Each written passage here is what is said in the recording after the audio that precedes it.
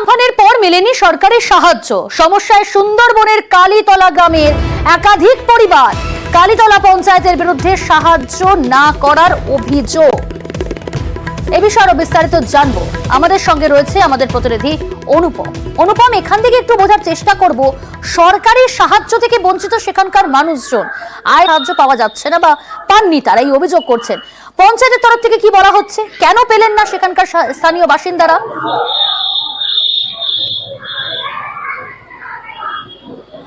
দেখো, এই বিষয়ে কিন্তু আমরা স্থানীয় পঞ্চায়েত, যে কালীতলা পঞ্চায়েতের প্রধান, তার কাছে কিন্তু আমরা জিজ্ঞাসা করেছিলাম।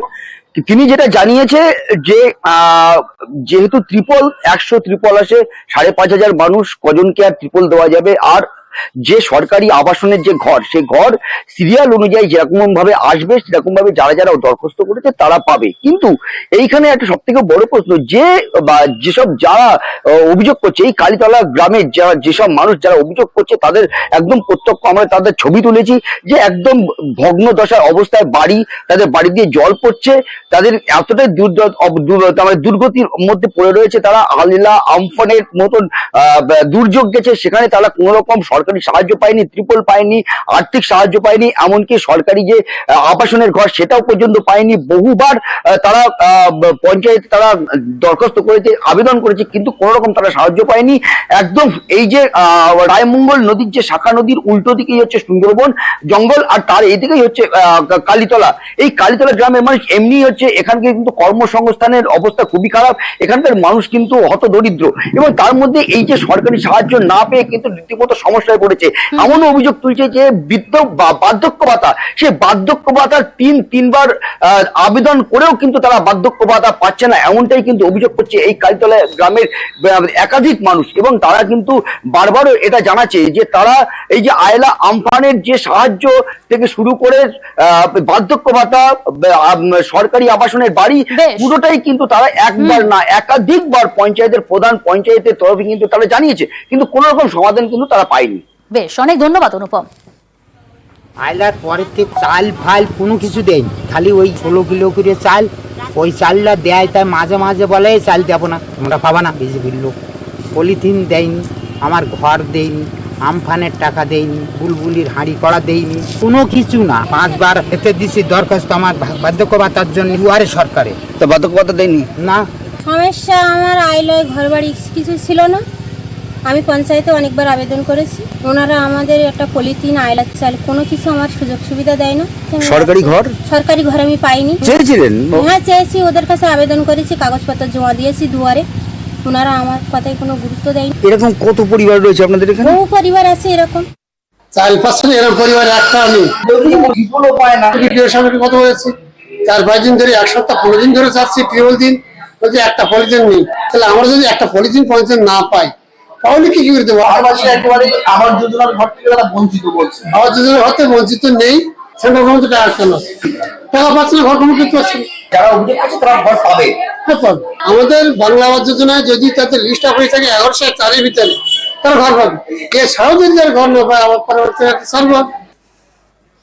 পুলিশের পদক্ষেপে প্রশ্ন হাইকোর্টের। ছাত্র সমাজের 4 প্রতিনিধিকে গ্রেপ্তারে প্রশ্ন বিচারপতির। খুনের ষড়যন্ত্রে গ্রেপ্তার হলেও 24 ঘন্টায় মুক্তিতে প্রশ্ন। 27 আগস্ট খুনের ষড়যন্ত্রে 4 জন গ্রেপ্তার হন। অর্ণব রয়েছে, আরো বিস্তারিত জানবো। অর্ণব, হাইকোর্টের কি পর্যবেক্ষণ এই মামলার পরিপ্রেক্ষিতে?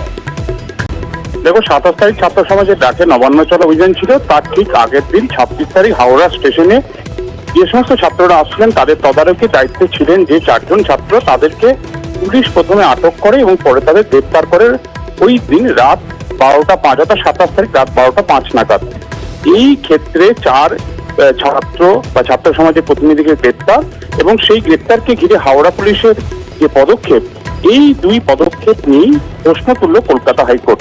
বিচারপতি রাজস্বী ভরদ্বাজ তিনি জানান, যদি হিনিয়াস ক্রাইম, অর্থাৎ জঘন্যতম অপরাধ, খুনের চেষ্টা বা খুন, এই ধরনের যদি ষড়যন্ত্রে লিপ্ত থাকে, কোনো ইনপুট যদি হাওড়া পুলিশ পেয়ে থাকে, সেক্ষেত্রে এই জঘন্যতম অপরাধের ক্ষেত্রে গ্রেপ্তারের 24 ঘন্টার মধ্য দিয়ে তাকে, অর্থাৎ এই 4 জনকে ছেড়ে দেওয়া হলো কেন? তাহলে পুলিশ কি এমন ইনপুট পেল তাকে 24 ঘন্টার মধ্যে ছেড়ে দিতে হলো?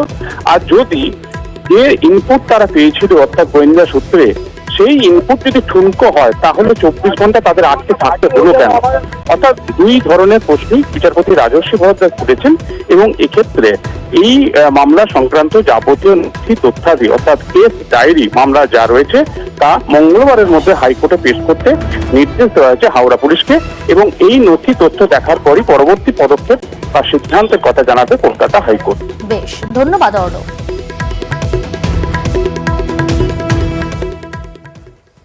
দিনহাটায় সেতু না থাকায় ঝুঁকির পারাপার, একটা ছবি দেখুন আপনারা, দেখুন কিভাবে দড়ি টেনে নৌকা পারাপার করতে হচ্ছে এবং একেবারে সেই সেতু না থাকার জন্য এই ঝুঁকির পারাপার করতে হয় সেখানকার স্থানীয় বাসিন্দাদের। যাতায়াতের ভরসা বাঁশের সাঁকো এবং দড়ি টানা নৌকা। ধরলা নদী পেরিয়ে প্রতিদিন এইভাবেই বাজার যেতে হয়, অফিস করতে হয় এবং স্কুলে যেতে হয় ছোট ছোট পড়ুয়াদের। বর্ষায় নদীর জলস্তর বেড়ে গেলে ঘুরপথে যাতায়াত করতে হয়। শুভঙ্কর রয়েছে, আরো বিস্তারিত জানবো। শুভঙ্কর, এই ছবিটাই কি প্রতি বছর, মানে বর্ষাকালে বৃষ্টি হবে, বৃষ্টি হলেই কি এরকম ঝুঁকি নিয়ে পারাপার? প্রশাসন কি ব্যবস্থা নিচ্ছে? দেখে একেবারেই দিনহাটা এক ব্লকের মধ্যে দিয়ে বয়ে গিয়েছে এই ধরলা নদী। প্রতি বছর এই ধরলা নদী আছে, ধরলা নদীর এপারে রয়েছে মাতালহাট গ্রাম পঞ্চায়েত, ও পাশেই রয়েছে মাতালহাট গ্রাম পঞ্চায়েতের একাধিক গ্রাম। কিন্তু ওই যে গ্রামগুলো আছে সেই গ্রামগুলোর বাসিন্দাদের নৌকা নদী পেরিয়ে মাতালহাটে আসতে হয়, অর্থাৎ মাতালহাট গ্রাম পঞ্চায়েত কার্যালয় আছে, স্কুল আছে, হাট বাজার আছে, সেগুলো বিভিন্ন কারণে আসতে হয়। কিন্তু এই নদীতে সেতু নেই, ফলে বাসিন্দারা যখন একদম শুখা মরশুম হয় তখন ওই বাঁশের মাচায় বাঁশের সাঁকো তৈরি হয়, কিন্তু অন্য অন্য সময় দড়ি টানা নৌকায় ব্যবহার করতে হয়।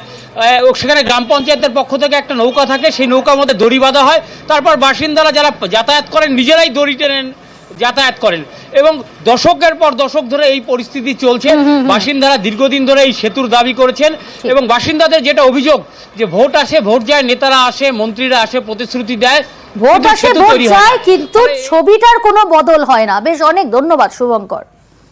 আমাদের অসুবিধা মানে আমাদের তো ডেইলি এখানে আসতে হয়, 2 মাইল রাস্তা আমাদের 10 কিলোমিটার ঘুরে 11 কিলোমিটার ঘুরে আসতে হয়, ভীষণ অসুবিধা আমাদের। কিন্তু এখানে তো ব্রিজ হচ্ছে না, প্রতিদিনই এইভাবে কষ্ট করে যেতে হয়, প্রতিদিনই আমাদের এইভাবে কষ্ট করতে হয়। বর্ষার সময় তো প্রচন্ড অসুবিধা, যাতায়াতের জন্য কোনো নৌকা নাই, তো ঘুরে দিয়ে যাতায়াত করা লাগে। জাগলা তো বর্ষা আসলে ভাঙে চলে যায়, বর্ষার সময় স্কুলে আসতে পারে না, 1-2 মাস বন্ধ হয়ে যায়। বাচ্চাদের নিয়ে এইভাবে আসতে ভয় লাগে না? এখন কি করা যাবে, বাচ্চাদের তো স্কুলে পড়াশোনা করা লাগবে। ওই পার থেকে কত ছাত্রছাত্রী আসে এবারে? তাও মোটামুটি মনে করো 400-500 ছাত্রছাত্রী আসে এদিকে। অসুবিধা যে যাওয়া আসে, যখন ভর্তি জল ছিল আমরা তো অন্য দিক দিয়ে ঘুরে এসেছি, এই ভুঁড়ের মধ্যে যাই, ভুঁড়ে করছিল এর মধ্যে ভুঁড়েতে যাই, ভুঁড়েতে যে কি পরিস্থিতি, কেউ কেউ জলে পড়ে যায়, এমন পরিস্থিতি হয়। কতদিন ধরে এই কষ্ট চলছে? সারা জীবনে, যতদিন এখানে তো ব্রিজ হচ্ছে না। আজ কৌশিকী অমাবস্যা। কৌশিকী অমাবস্যায় তারাপীঠে বিশেষ পুজো হয়, সকাল থেকেই ভক্তদের ঢল নেমেছে কার্যত। এবং শুধু তাই নয়, আজ পুণ্য তিথিতে শক্তি আরাধনা বাংলা জুড়ে। শুম্ভ নিশুম্ভ নাসিনীর বন্দনায় পুজোপাঠ, বামাখ্যাপার সিদ্ধি লাভ স্মরণে তারাপীঠে ভক্তের ঢল।